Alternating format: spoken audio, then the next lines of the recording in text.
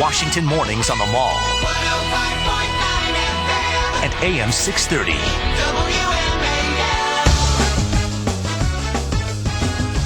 Good morning. It's 8:07 on WMAL, where Washington comes to talk. Brian Wilson, Larry O'Connor, morning on the Malls. Joining us now on the line, Senator Rand Paul, Republican from Kentucky. Senator, good morning to you. We know you were up late last night. We appreciate you being with us here this morning.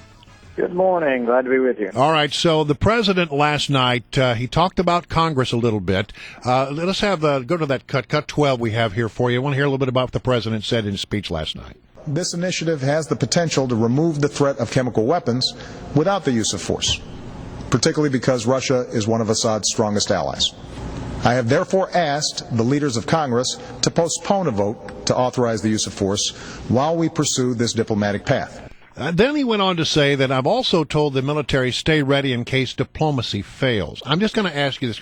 Do you suspect that the new strategy is that if indeed diplomacy fails, that he will not come back to the Congress? You know, the strategy has been a little bit harebrained as far as I'm concerned, and I'm not sure what the strategy is. I do think that in all likelihood a military strike on Assad will not help the situation. And I've been arguing that it may, if we destabilize Assad, make it more likely that the chemical weapons get into the hands of al-Qaeda or terrorists. I think it'll increase the flow of refugees. I think it increases the chance that Israel will receive a gas attack. So I think all the bad things you can imagine are made more likely by attacking Assad. That doesn't make Assad a good guy. I think Assad's an evil dictator, and now apparently someone who kills women and children with gas. But whether or not the diplomatic solution works out, it would be better than the military solution, because ultimately if the gas were neutralized or removed from the hands of the Syrians, it takes away one of the big fears that all of us have, and that's that the weapons will be used outside of Syria as well. You said that the policy has been a little harebrained and hard to predict of late.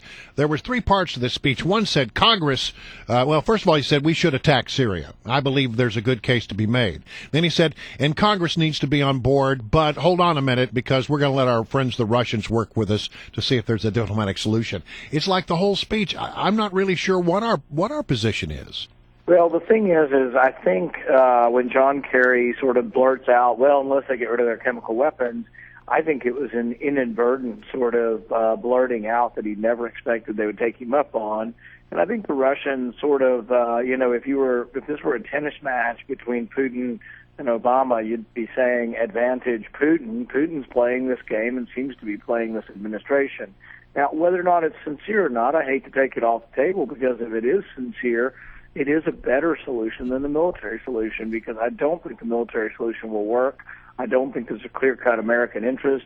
I think if we do topple or severely destabilize Assad, we embolden al-Qaeda. So there really is no good party to any kind of victory. And besides, the administration's already pre-announced this is going to be an unbelievably small war. Yes. Senator Paul, whoever replaces Barack Obama as the next president of the United States is going to inherit a very different Middle East. It's going to inherit a major problem with Iran. They are so close to gaining nuclear weapons, and they're going to have to deal with a very strong Russia now. A lot of people would like you to be that man. I wonder, how would President Paul change America's footings internationally, given what you will be handed?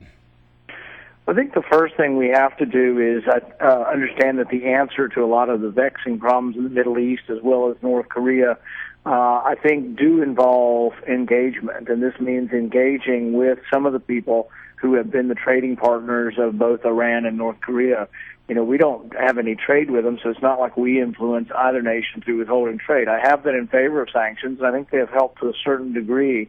But I think ultimately we need to convince people like Russia and China that it is in their self-interest to trade with America, that we are a much bigger self-interest for them than either North Korea or Iran is. But what leverage? The leverage is basically trade, I think. The leverage is our engagement and our ability to provide through trade wealth to these countries. And it goes both ways. It's in our self-interest to trade with China and to trade with Russia, but they need to be aware that that trade is dependent on them trying to get their client states to cooperate.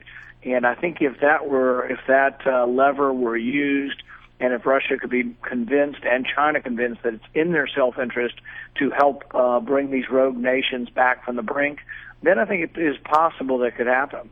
All right, so let me change topics a little bit. This is the 12th anniversary, the 12th commemoration of 9/11, the one-year anniversary of what happened in Benghazi.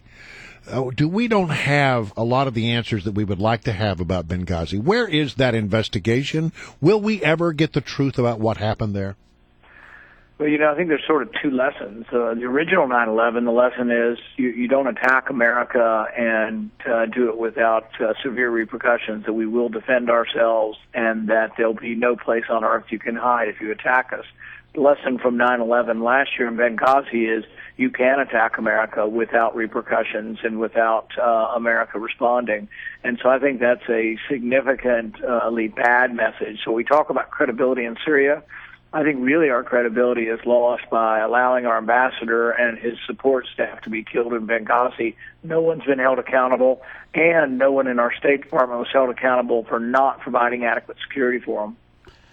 Senator Paul, I'm going to point out that you didn't blanch at the idea that you might be replacing President Obama. So is this a good moment for you to let us know what your plans are for 2016? The thing was running through my mind when you said that, and I said, well, the supposition of his question's not so bad. Not so bad, huh? All right, then. Good to know. Also, finally, as we're heading out here, and thank you for giving us your time this morning, you're the senator of Kentucky for the time being, and this Saturday, Louisville's playing Kentucky in the NCAA football. This is a vexing moment for you, isn't it? Yeah, you talk about tough political questions. Syria is nothing compared to getting in between U of L and Kentucky football game. So you just root for both teams? Are you going to really get away with that? Well, see, here's my politic answer. I live in Bowling Green, Kentucky, and we have Western Kentucky University. So I tell people, look, I can't root for U of L or UK. Even though my son goes to UK, I got to root for Western Kentucky because that's my hometown. There you go. All right, and you get away with that. Well, so far, all right. See how it works. I'm going to be at the game with my son this weekend, so we'll see. I'm guessing I'll be sitting, I believe, with the president of the University of Kentucky, so I may be having to wear some blue. All right. I'm sure that the people of Louisville will forgive you, considering they're probably going to win that game. You're probably right. Well.